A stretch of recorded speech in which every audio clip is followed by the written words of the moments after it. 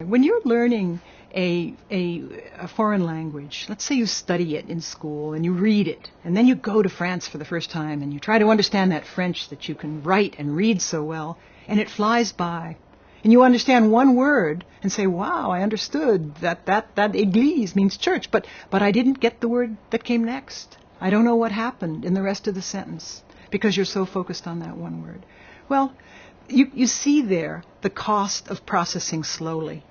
If you can't get that one word you know, then everything else that follows is kind of lost to you as well. So we thought we could do an experiment to show that. So here's how we did it. The children saw two pictures that consisted of a familiar object perched on top of a weird little support structure. And we're going to name one of these novel objects the Debo.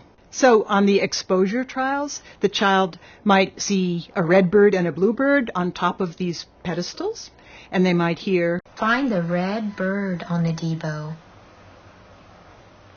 Find the blue bird over there." If you are quick to find the blue bird, if you're quick at processing that familiar bit, then we predict you will have the capacity to learn the new word in the sentence. If you're slower and get kind of hung up on which is the red bird, then you're not going to pick up on the extra word in the sentence, which is Debo. So later when we tested them on those two objects side by side and said, where's the Debo? Where's the Debo?